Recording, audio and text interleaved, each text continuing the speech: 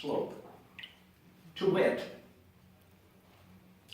our leading star is not a little mathematical school, but a great national establishment. We must always bear it in mind that our officers are to be men of science, and such as will, by their acquirements, be entitled to the notice of learned societies. I dare say, gentlemen, ladies as well, are you not here this evening indicative of perhaps the foremost learned society in our nation? You follow the many founders. For it has been founded in ages past, but the greater task is its preservation and sustaining. Before I take leave, I wonder if there are any curiosities or questions that someone might put forth, perhaps one or two. I have not much time. If I set out now from this city, I will be back at Monticello by the middle of May. Any questions? Yes? Sir, who was the one that wrote the letter that you referred to that broke the tie?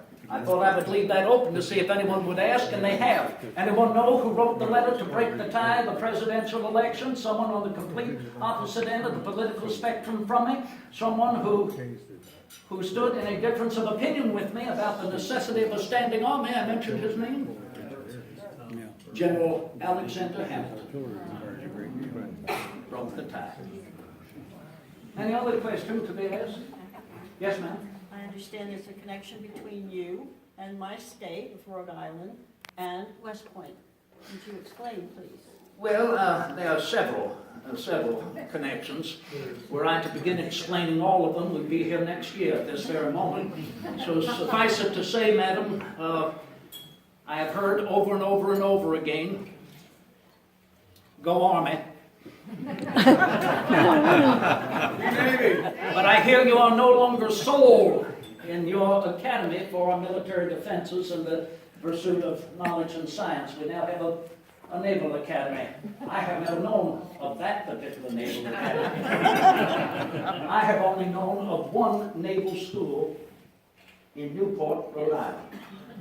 But what makes it even more astounding is on the first day of the new century, January 1st, 1800, a father and his two sons, seeking to escape the continuing terror elements thereof, though most of it was over through the attentions of General Bonaparte, but he and his two sons had decided to take leave of their ancient lands to come to America. And their ship docked in Newport. They stepped foot for the first time on American soil, January 1st, 1800. They knew no one. They knew not where to go. As I was told firsthand, they made their way down a block or two and went to knock on the door. The door gave in, and they saw before them a very finely set table with an abundance of food and sustenance. They went in. After calling out, no one attended, and they sat down and helped themselves to be refreshed. And as they got up to take leave, the father said, "No, boys, we owe these Americans for their kindness." And he put several gold coins on the table. Anyone here know whom I am referring to? The father and his two boys from France? Pierre Samuel Dupont and his sons Victoire and Eliezer.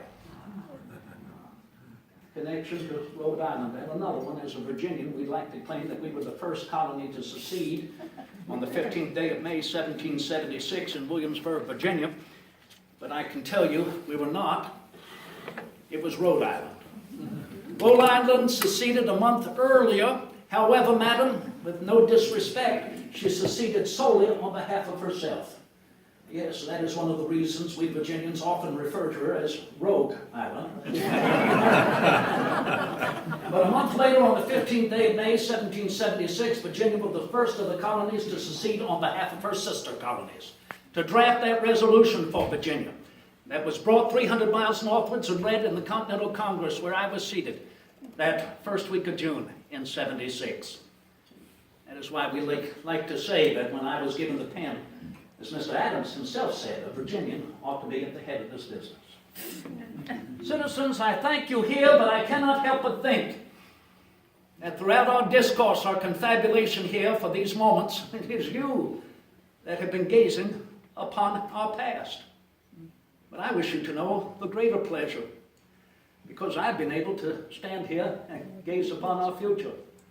Perhaps some of you have read as I have written. Indeed, I enjoy much more the dreams of our future than perhaps even the history of our past. I remain your humble and obedient servant, Thomas Jefferson. Godspeed. Here, here.